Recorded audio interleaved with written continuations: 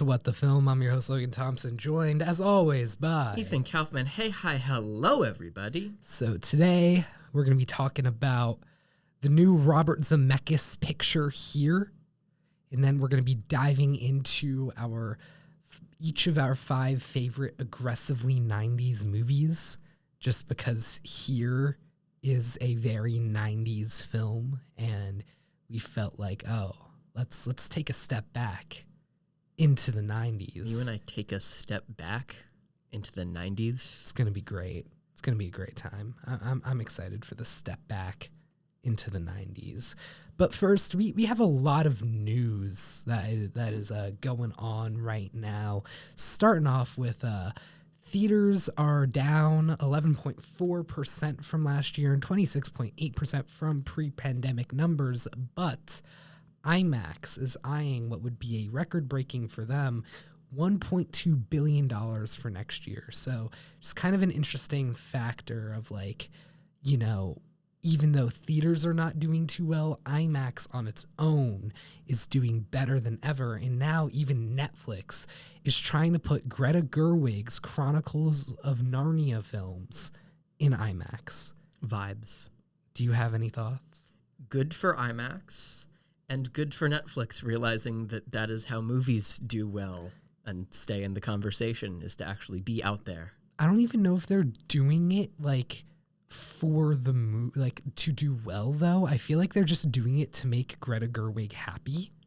That's good enough. That is good enough. And I hope them doing it will make them do it for other films. Yes. Because they'll see how much money they can just rake in by putting movies in theaters and then having those big films in the conversation. And yeah, I think it's exciting that they're trying this and that Greta Gerwig is pushing them to do it. Warner Bros. Is discussing a Game of Thrones movie. Sure.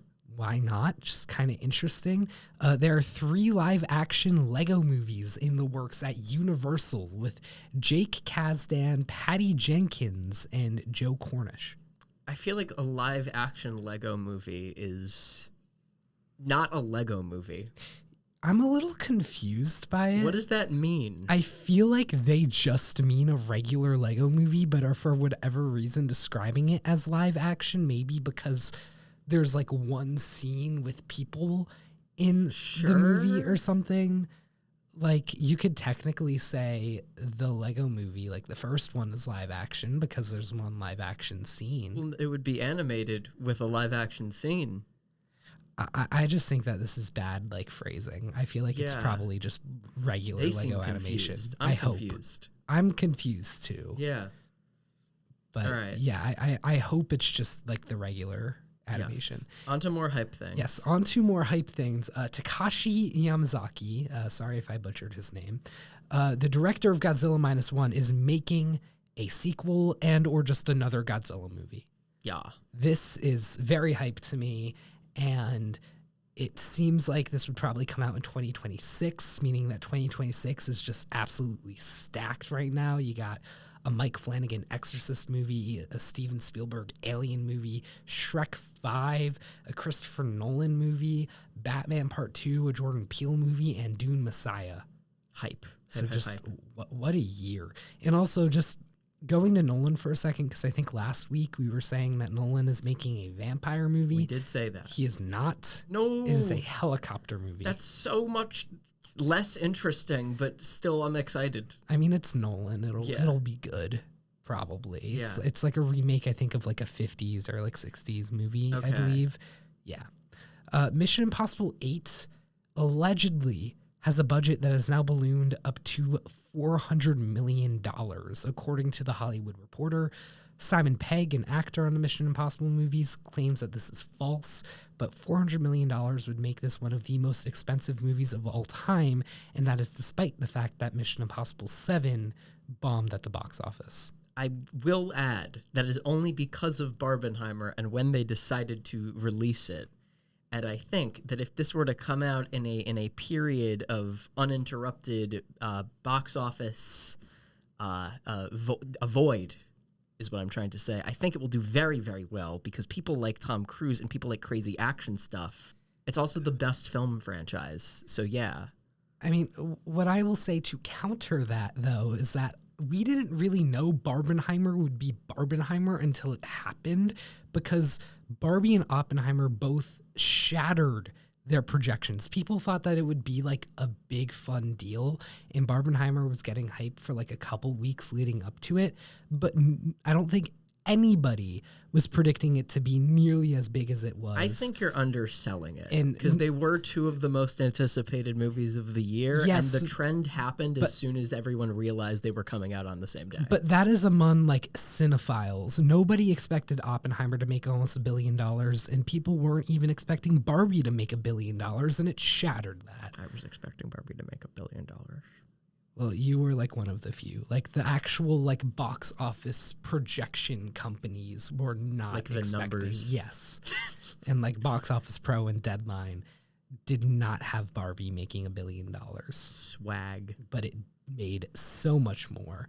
And I'm a little worried because Mission Impossible 8 is coming out a few weeks after Thunderbolts. It's coming out. How many weeks? 3 weeks after. Never mind. That's not a big deal. Okay. It's coming out a week before a new Karate Kid movie, though, which could be a thing. Whoever is behind determining the release dates of Mission Impossible movies, do better at your job. Yeah, May just feels like a really bad time, especially because then going into June, Dirty Dancing sequel, there's the Ballerina movie, which will literally eat Mission Impossible's audience because, like, that's a similar audience.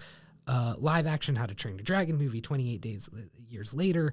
By the end of June, it's going to get completely shattered by the F1 movie directed by the director of Top Gun Maverick and starring Brad Pitt. So maybe Mission Impossible will do decent for a month, but by the time it gets to F1, it's going to be like maybe number 10. It doesn't need to be the number one movie for a month, though. But with if it has a $400 million it needs budget, to do really well. It needs to hold that for like at the very least 2-3 weeks, but I don't know if it needs it for 4. With that big of a budget, it might though. That's the thing I'm worried about. I feel like Mission Impossible movies should be getting released in like September. Like just looking at September, it's so empty right now, aside from like the final Conjuring movie.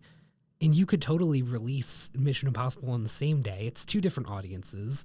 And then you have Mission Impossible getting the whole month until, and then even a bit of October until Tron Ares.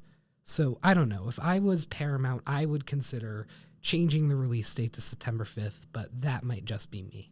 I don't know. I feel like September 5th is past the point of like prime summer action flick box office hunger. Well, that's like right on Labor Day. Like that's Labor Day weekend. Okay. So, maybe then. Yeah.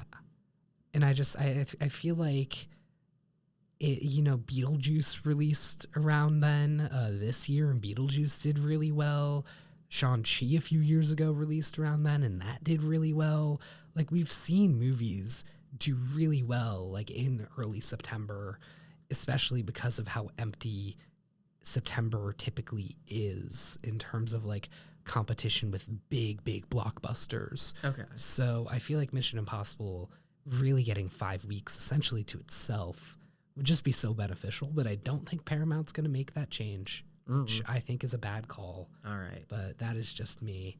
Coming up after that, Tom Holland and Austin Butler are starring in a movie called American Speed. This is a crime thriller with 2 brothers, and they are obviously playing those 2 brothers. Holland, I just think, has a really upcoming like slot of films where, he has the Avengers and Spider-Man 4, but he also has the Christopher Nolan movie and now this. So it seems like he is just like really gunning for having like a big like acting career more now of a career, outside of Spider-Man. Yeah. Because before he was not. Yeah. No offense to Tom Holland. A little offense to Tom. A little, but like Cherry was not doing that. No. But this looks like it's doing it. Yeah. And then final bit, have you seen the pictures of Pinocchio from the Pooniverse? I have. Like, what do you think? Gang, I love that this is a thing that just exists. it looks so good. And it's the Poonaverse. Don't say it looks good. Don't tell me it doesn't look good. Nothing from this universe is good. It is entertaining. It is campy, silly fun. But it's like a full-on animatronic that moves around like it's animated. Like it genuinely... Logan, don't be gassing up the Poonaverse. I am gassing up the Poonaverse right now. Oh, dear. All right, Winnie the Pooh Blood and Honey 2 was a vast improvement on Blood and Honey 1. It is not my least favorite movie of the year, which is a big improvement. And, you know, Bambi the Reckoning, that's coming out soon, I think. That could be decent. This Pinocchio movie looks like it could be incredible with how great that animatronic looks. Okay. I'm telling you. Okay, Fam Squad. I'm telling you. Okay, Fam The Squad. Poonaverse is legit. Sure. We'll go with that. Okay, moving on to the box office for a second. We haven't talked about the box office in a while, but I thought this was a fun weekend to talk about because there are just some incredible holds happening right now. Venom held for 48.8%, like only dropped that much.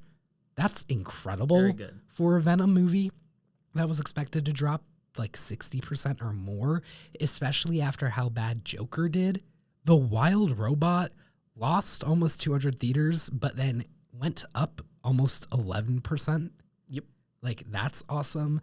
Smile 2 dropped under 30%. Conclave dropped under 20%. Like, these movies are holding really well. People want to watch movies. I guess. And we just are not getting a lot of them right now. Yeah. And that's unfortunate. But I think this, to me, like, we are just getting a lot of really good signs that come like later this month when you got like Red 1, Gladiator 2, Wicked, and Moana 2. The box office is going to be thriving. Gonna be on fire. And then just 2025, I think, is going to be insane. Yeah. I think genuinely, like, we will see the box office return to pre-pandemic numbers, or at least pretty close to it. Yeah. Just given how many things are coming out just every week, really. All right, so jumping back into movies this weekend, I want to give a quick update on We Live in Time before I talk about Here for a second. I got a chance to rewatch We Live in Time. It's actually really similar to Here with the jumping back and forth between moments throughout time in a nonlinear format and dealing with romance, because Here very much focuses on couples. And I love Florence Pugh's character. Yeah. Alma is just such a cool character, and I feel like I did not give her due when I talked about this movie before, so I wanted to talk about it now and just say Alma is so cool. She's poggers. And I think that she's just an awesome character, and that's all I wanted to say. Swag. Yeah. All right, talking about Here for a second, it's fine. It is this film that, if you don't know about it, it is directed by Robert Zemeckis, the guy who directed like Back to the Future, Forrest Gump. It's written by Eric Roth, who has been on a really solid writing tear as of late, being a writer on Killers of the Flower Moon and Dune Part 1. And if you know me, you know how much I love Killers of the Flower Moon. So I was kind of excited for this because Eric Roth being a part of this like had me pretty hopeful. And then it has Tom Hanks and Robin Wright, who are de-aged with AI and whatnot, kind of look like video game characters a lot in this film. It's not the best. It's also really distracting when they're trying to tell us that Tom Hanks is like 16 or 18, but he looks 30. Not. Like the de-aging works, and when he is far from the camera, it looks pretty good, but he never looks younger than 30. Okay. And they try telling us he's like a teenager and in his 20s, and I'm like, no, you are not. And Paul Bettany plays his dad, and for the majority of this film, Hanks looks older than Paul Bettany. That just don't work. Yeah, it's very distracting. And they just don't do the best job in terms of casting for ages, where a lot of people, even people that aren't de-aged, just don't look their age. Mm-hmm. They just look significantly older. Really just, they look significantly older than they should be. Yeah. And that is very distracting, in my opinion. But this movie is never boring, in my opinion. Okay. It has a lot of just really strong individual scenes that are really powerful. But because it focuses on so many different couples in so many different places in time, you're never really able to directly, like, really strongly connect with anybody. Even Tom Hanks and Robin Wright, who are given the most time in this film, are not given enough time for me to really connect with them. And when I felt like I was, the movie would jump to other couples throughout time rather than stick with Hank and Wright when it should have. Okay. And I felt like that was a pretty glaring flaw with this, in that it should have focused more on just Tom Hanks and Robin Wright in that dynamic rather than this overarching dynamic of families in this house throughout time. Okay. That's kind of my big thought on this. I guess the one other thing I can touch on is that it does this weird thing with like square transitions where it'll be in one place in time. Say it's like in the woods with Native Americans at one point in time, but then it'll have a square in that frame of a different point in time. Like that square will maybe be like some part of like Tom Hanks's house or something. Sure. In that forest with the Native Americans.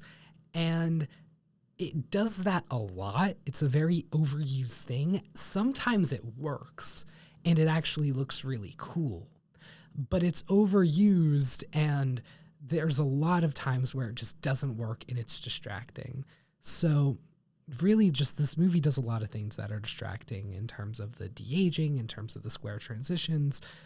But again, it's interesting. It was never boring, and it has some really good moments. So I gave it a 2.5 out of 5. I don't hate it. You don't like it. I also don't like it. But I think it's interesting, and I'm glad it exists. Swag. Yeah. All right, coming out next weekend, Anora is getting its like big wide release finally, it looks like. It's already in a few hundred theaters, but I think it's getting pushed out to 1,000 theaters or so for next weekend. It's coming to Ithaca finally, so I get to rewatch it. You get to see it. I get to see it. I'm excited. I think I'm going Thursday or Friday. Swaggity daggity. We'll see. It's going to be great. And then Heretic. Yeah. Which Heretic could be huge. It's getting the Dolby screens that like all the AMCs and whatnot. It's getting premium screens like Hugh Grant. Good looking horror movie. Could be a good time. And I've been waiting for Heretic, like for when that'll come out, for us to do like our big 2024 horror movie session. Yes. Because we are yet to do that. The horror summit. Yes. And I wanted to wait for Heretic. Okay. So anyways, with that being said, let's jump over to our 5 aggressively 90s movies that we each have picked. I mean, they're not aggressively 90s. They're just good movies from the 90s. Yeah. I'm like making an excuse to talk about movies from the 90s by saying that here is reminiscent of movies from the 90s. Like, it is a little bit because it makes Tom Hanks look like he's 30. Yeah. So anyways, You go first. You want me to go first? I want you to go first. With my first movie? Yeah. Home Alone. Home Alone. I love Home Alone. I think Home Alone is the perfect Christmas movie.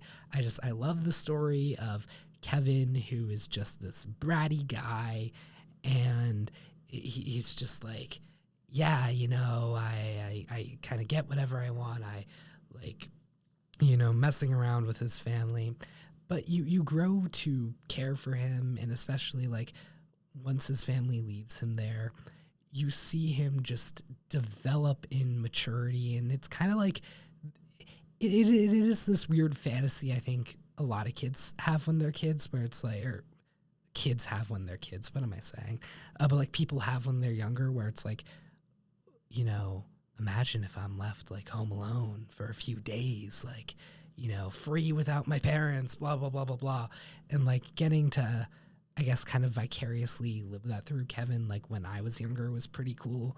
And just seeing that story of, you know, what he does and how he reacts to, you know, Joe Pesci and Daniel Stern showing up and being, you know, the wet bandits and trying to raid his house, and how he fights back against them, but also grows to like miss and appreciate his mom more, and how he connects with with the old guy. I can't remember. What's the old guy's name? The guy with the white beard.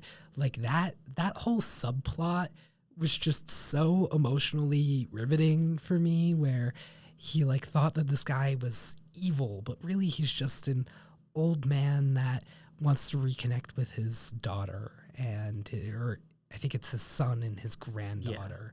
Yeah. And because they had been separated, and Kevin kind of motivates him to go and make that reconnection. And yeah, Chris Columbus just directed this beautifully, and John Hughes did a great job with the script. And also just gotta love Macaulay Culkin, and then you gotta love a little bit of Kieran Culkin here. Yeah, this is just it's so wholesome and great, and I could watch this movie any day.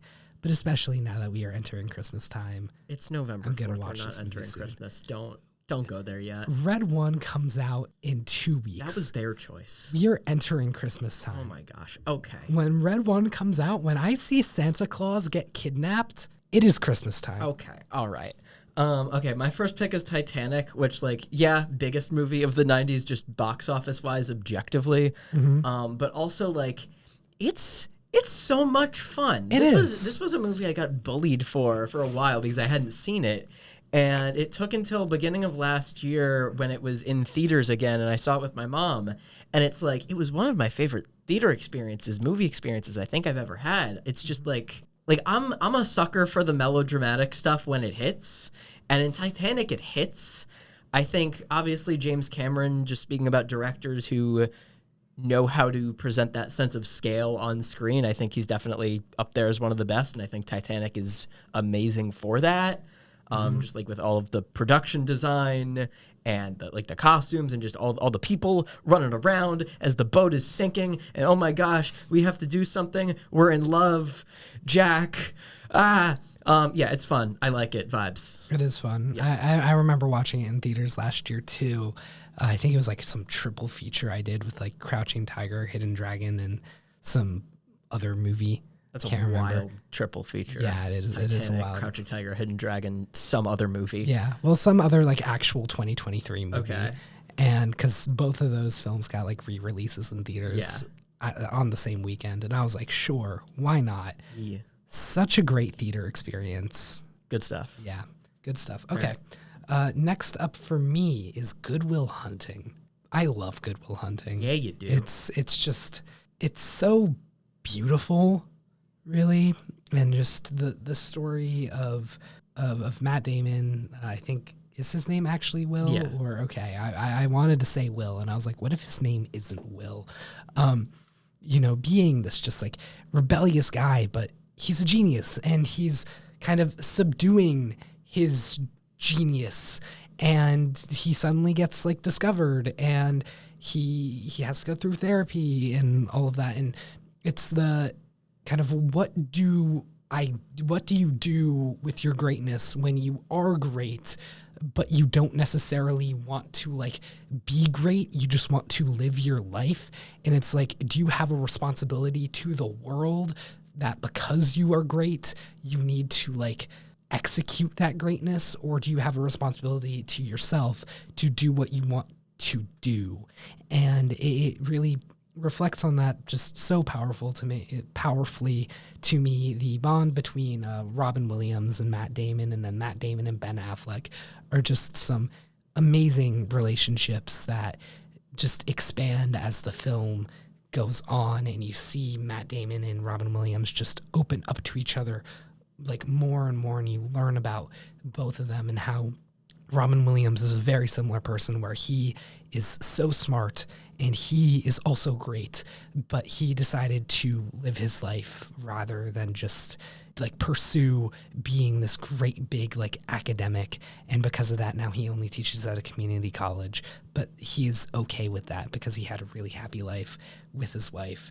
And the relationship with Ben Affleck, where Ben Affleck is not this genius. He is just a guy who lives in the slums of Boston and, does construction, and him like kind of pushing Matt Damon. And it's so great, this film. And I keep saying great, but it's not. It's good. It's Good Will Hunting. It is Good Will Hunting. Yes. But like, when you're just so talented, what do you do? And I think it's just such an interesting question. Yeah, Good Will Hunting is epic. I would have put it in my 5, but Logan claimed it before I could do that, so here we are. No, it's awesome. It's one of my favorite movies ever, I feel like. I love it more each time. Senior year of high school, I had to watch it twice for 2 different classes, and I had to like do essay assignments both times, and so I've written multiple essays about it. I think that the screenplay is incredible. Every actor is firing on all cylinders. Yes. Most of what you mentioned, just like the way that they slowly, gradually open up to each other, and it's beautiful. The "it's not your fault" scene, oh my God. The scene in the park, oh my God. The scene when Matt Damon and Ben Affleck are talking by the construction site, and Ben Affleck's like, yo, you better not be at that house when I pull up. You better be going out and doing something with your life. You owe it to yourself, but you owe it to us. So good.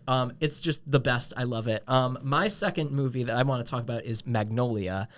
It was between this and Boogie Nights, and while I think Boogie Nights is funnier and I have more fun watching it, I think that Magnolia, for me, more than any other PTA movie, it speaks to me on the human experience. I love the ensemble. I love the forward momentum of it because it's 3 hours, very long. Not as long as Titanic, but like still considerably long. And it goes by so quick because each scene kind of feeds into the next, whether that's the score, whether that's just all of the really fun dialogue. And I think it's my favorite Tom Cruise performance easily. People talk about it, but people don't talk about it enough. And like the ending, that's crazy. The beginning, that's crazy. Logan hasn't seen it, so I'm trying to not spoil anything. Yeah. But it's amazing. There are so many characters, and all of them feel like such fully fleshed out people. And I love how the stories overlap. And it's poggers. It has some of my favorite editing ever, and it's great. All right, Princess Mononoke is my next movie. I got to see Princess Mononoke for the first and sadly so far only time at a DKA screening, as a matter of fact. And it blew me away. I did not expect to like Mononoke as much as I did, but it's just like every Miyazaki movie. It is beautifully animated, but this one is bloody and dark. Unlike most of his films, it really it's about nature and how nature just can destroy itself, but also the human impact on nature and how we misinterpret it and how much damage we can do to it and to its beauty, but how the people doing that might be like relatively well-intentioned and not completely terrible people, and that you need to somehow bridge that gap but also be able to sympathize with them. It's a very complex film, but it is very steadfast in its beliefs of protecting nature over like human like infrastructure. And I was so moved by this film, and I wish I could talk about it more if I've seen it more recently, but I haven't seen it recently enough where I feel like I can say too much, unfortunately. So hopefully, Ethan, you can cover my back a little bit here. Yeah, it's a banger. I saw it at the DK screening last year for my 7th time. Oh my God. Okay, yeah, you can really talk about this movie. It's amazing. The animation, the score, everything. The conflict is so multifaceted, where you get invested in each side, and like everyone's wrong, but everyone's right, and they're just kind of trying to figure it out. Yeah. And I don't want to talk about it that much because it's not even one of my picks, but like go listen to Pop Off on the Ithacan, because next week I will be doing a Studio Ghibli ranking, and I will be talking about it more in depth. So if you hunger for more Princess Mononoke discussion, that's your place. You know, if you hunger for more Princess Mononoke discussion as well, you can check out the Popcorn Premieres Studio Ghibli ranking from January that is already out on the Ithacan Podcast Network, and you just need to scroll down. All the way down. And Ethan is just copying me right now. Yeah, I am. Okay, I'm going to talk about my number 3 in this unranked strange list where we're not talking about necessarily our favorites. But now I'm going to, because it's Before Sunrise, which is my favorite movie from the 90s, and is on some days my favorite movie of all time. It's the best portrayal of romance I've ever seen in a movie. Ethan Hawke is like so good in this. Julie Delpy is so good in this, and they're so good together. I just shook the table. I'm sorry. Their chemistry is off the charts. The screenplay is fantastic. The amount of like stupid, pretentious philosophical tangents that these characters go on, it's really funny to watch. And the more times you watch it, the more you realize they're just in their 20s. They don't know what they're talking about. And like, I've only been in my 20s for like a month now, so I really don't know what I'm talking about. But like, it's just, you get invested in it. It's like all in one night, and I don't know. It's just the most romantic movie ever. Like when they're in the little booth, like with the phones, that's awesome. No, I love it. It's the best. I have a hard time talking about it because I love it so much. Yeah, go watch it. It'll change your life. Yeah. You know what I'd argue is more romantic than Before Sunrise? Baseball. Before Sunset. No. I believe it is. No. I believe. How is it more romantic? Because it's the reconnection. It's the finding each other again. It's the finding each other again, but like after 9 years where they have been bogged down by life. Yes, but it's just they are sort of each other's light at the end of the tunnel of like after being bogged down by light. As long as they're okay with an affair. Yeah. Yeah. It's a thriller. Before Sunset is a thriller. But it's I don't know. I really liked it. I thought it was... It's vibes. It's also a 5-star movie. They're all 5-star movies. For me, it's like a 4.5, a 5, and then a 4. Sure. That's how it goes. Sure. Yeah. Anyways, going to my number 4 now, Train Spotting. I got to see this for the first time on a cold, rainy beach in Cannes, France. This was the first movie I saw at the Cannes Film Festival, and so many people left because of how disgusting it was out. And I was like, we are not leaving because this is the perfect way to watch this grimy, disgusting movie about living impoverished in Scotland, where we ourselves are living or are watching it in just such a grimy, disgusting, miserable environment. And it was like a 4D experience, but thanks to nature rather than, you know, virtual theatrical simulations of sorts. And I thought the film itself was just so, like, even though it's disgusting and grim, it's edited and paced in a very, like, vibrant way, which is such an interesting, like, juxtaposition in terms of, like, just the way the film is made, where it moves so quickly. In most films that move so quickly like that are more like upbeat, but this one just is not. And it has so many like great trip sequences. I mean, the scene where he crawls through the disgusting hallway in the bar to go to the most disgusting toilet you have ever seen in your life, and then proceeds to crawl inside of that toilet, lives in my head rent-free every day. Vibes. Yeah. Vibes. I should watch it again. I've only seen it once 2 years ago with my dad, and I thought it was really, really good.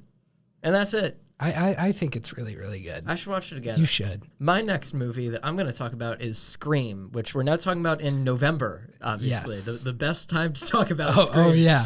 No, it's amazing. It took a while for me to put it to 5 stars because I really loved it. But I think my most recent rewatch of it, I was just like, this is genius and this is so much fun. And the way that it subverts the horror genre and kind of redefines it for really everything that came after it, I feel like you can pinpoint a lot of movies, but I feel like there's also a pre and post Scream in horror where there's just more genre awareness. Mm-hmm. And more comedy too. I feel like Scream definitely helped bridge the gap between horror and comedy for sure. A lot more. And yeah, the entire cast, so much fun. The script, like there's such adoration for horror movies in this horror movie that makes it feel like a celebration of the genre even more than anything. But it's also doing its own thing, and it's a lot of fun. It's a whodunit, so that's cool.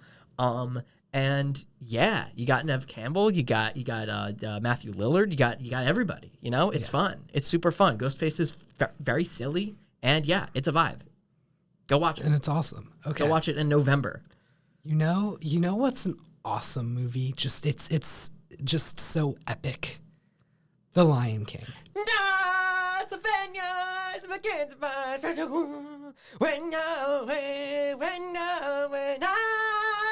Okay. I think you peaked the microphone. Probably. I'm going to have to cut that whole bit. Probably. This movie is just, it's every moment is just gargantuan in terms of the animation. It's so colorful. It's so vibrant. And the story of just Simba rising and, loving like James Earl Jones as Mufasa, just, oh my God, but loving Mufasa Simba. And looking up to Mufasa and seeing the way that he just operates and trying to replicate it, but just not being ready. It's so relatable in just that childly experience of seeing the way that your parents are and wanting to do it immediately, but not being able to. And the world recognizes that, but you yourself don't recognize that. You're just like not ready to be like your parents. And it's very interesting watching that as somebody who like is now kind of an adult and sees that, but is also like still young enough to very much remember the experience of being a child and just connecting with that just growth. I found to be pretty like interesting and just fun to do. And yeah, just the animation I already said is incredible. The music is so fun. I mean, Hakuna Matata is never, ever going to get old. And it's gotten old. It's the one song from here that's gotten old. No, it's never going to get old. I Can't Wait to Be King. Why are you naming the lower tier ones? What do you mean? What's a higher tier song? Be prepared? No. Can you feel the love tonight? I Can't Wait to Be King is Gang. Fam Squad. Fam Bro Gang Squad. No. These are like the big ones, and they're big for a reason. Did you just diss Be Prepared? Is Be Prepared? Which one's Be Prepared? That's the Scar villains. Which ones Be Prepared? I don't think you deserve the right to have the Lion King on here. No. I have it at a lower rating than you do, but like I think I clearly like it more than you. Just because you like Be Prepared? You don't even know what Be Prepared is. I know what Be Prepared is now that you've said it. Yeah, now that I've said it. But yeah, I don't know it by name. Otherwise? Well, I kind of was like thinking, I think that's the Scar villain song, but like I wanted to confirm. I apologize to the listeners. Just on behalf because, of my co-host. Just because I like Hakuna Matata and I just can't wait to be king more than Be Prepared doesn't mean I don't like The Lion King. Fam Squad. Okay. I like the ones with, the like with Simba. I like Simba. Okay. I connect with Simba. Okay. I like Simba's songs. I did also really like the I Can't, what's it called again? The Love Tonight song. I'm going to talk about the Shawshank Redemption No, now. not yet, because I need to talk about one more bit. Oh my gosh. I need to talk about one more bit of the Lion There's King. more. When Mufasa dies, that is like the best scene of any of the 5 movies I have. That is not the best scene of it 5 is. movies you have. No, it's not. It is. That is not. Tell me a better scene of these 5 movies than Mufasa dying. That scene with... like 4 scenes in Good Will Hunting. No. But yes. I love Good Will Hunting. It's my favorite movie on here, but as a scene? As a scene, yeah. No. I don't go back and rewatch Mufasa dying. I do. You must hate yourself. it's just Hi, so... Ethan. How's your day? I just rewatched the scene from The Lion King where Mufasa dies. I'm feeling great. How you doing? It's so just huge and just like the movement and the animation and the scale and the betrayal of Scar. It's such a good scene, and it's so sad. It's the lowest point in the film, but as a scene, it's incredible to me. And when I think of just what animation can do, that is the scene I think of. Fam Squad. It's amazing. Fam Squad. It is the best scene Fam Squad. on here. Okay. My 5. I'm going to talk about the Shawshank Redemption. You are, but I'm just saying. Okay. Shout out 7 in the Matrix. I love you. I wanted to talk about you. Didn't come to pass. The Shawshank Redemption is the best thing ever. It's the best thing ever. It's the Shawshank Redemption. It's the highest rated movie on IMDb. It's peak. It's hype. It's like it's exactly what a prison movie should be, where it's like and I've said this about multiple movies. It's finding hope in the hopelessness, and whether that's Red and Andy like just kind of hanging on to each other and like vibing the days away, whether that's Andy doing his accounting stuff and like conning all of the evil people that work there that are worse than the people that are in the prison. It's great. Brooks was here, dude. Are you kidding me with that? Banger. The whole scene where like they're talking and Red thinks Andy's gonna kill himself, but Andy's just gonna leave, and so he's like, "Go, Ziwantaneo. You know that place? You gotta go there when you get out. You gotta find me." Banger.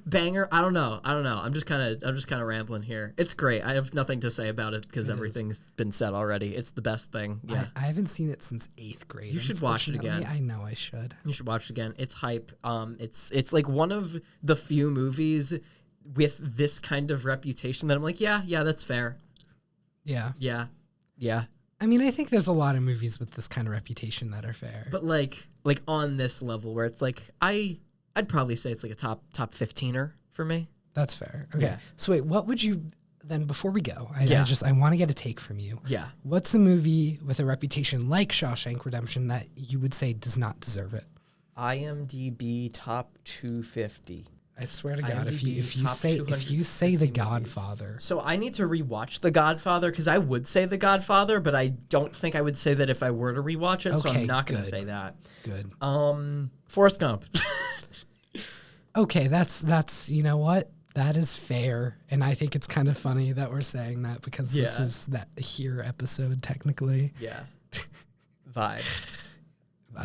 All right. They should like change this list. This list is bad. Well, it's based on people's ratings. No, I know. People should rate differently. People should. Yeah. Right? It's interesting though because it's not recency biased. No. Because Letterboxd is totally recency biased. Very much so. Yeah. Yeah. But this is not. Yeah. Which is cool. The Usual Suspects. Why is that in the top 50? Where is it in the top 50? At 46, but it's in there. That's kind of odd. Yeah, you're gonna hate me for this Alien. I don't think Gladiator should be 35. I don't know. I should watch it before the second one. Have you not seen Gladiator? I haven't seen it, no. I have seen it 3 times. I had to see it twice in the span of 3 days for a project I did in high school. It is not the 35th best movie of all time. Why is The Dark Knight Rises at 71? Oh my God. What the hell is that doing up there? You know what I gotta say? I love being on here though. I love seeing that City of God is 25. Yes, I love City of God that Respect. I need to watch it again too. I thought it was amazing. Yeah. I'm just like, why is Joker still in the top 100? What's that? Joker's in the top 100? Joker's at 84. Jesus Christ. Yeah. Let me just finish the 100. Okay. Sure. Yeah. Is Django really the 54th best movie of all time? Memento at 57? Memento should not be at 57. I think both of those movies are great, but I don't think they are this top is just one. evolved into clowning on the IMDb Avengers list. Infinity War is 63? Why is that? What? It's right above Into the Spider-Verse, The Shining, Paths of Glory, Glorious Bastards. It's above The Great Dictator. Gang, why is... Oh my gosh. Yeah, The Dark Knight Rises at 71 is insane. What is The Dark Knight Rises? Also, Coco above Toy Story. Actually, I think Coco is better than Toy Story. The Dark Knight Rises is above Coco, Amadeus, Toy Story, Doctor Strangelove, Old Boy, and American Beauty. Oh my God. Interesting. Also, wait, it's not fully accurate because Endgame has an 8.4 but is below a bunch of 8.3s. Ooh. So maybe IMDb has a system in place. Do they do weighted average? I don't think they do weighted average. They might weight it somehow. They don't for the rest of them. But because then there's Joker's an 8.4 and it's below Mononoke, which is an 8.3. Should be. better be below that. It should be, but based on the way that things are rated, I gotta go. You do have to go. Yeah. We should end this episode. Bye, everyone. Bye, everybody.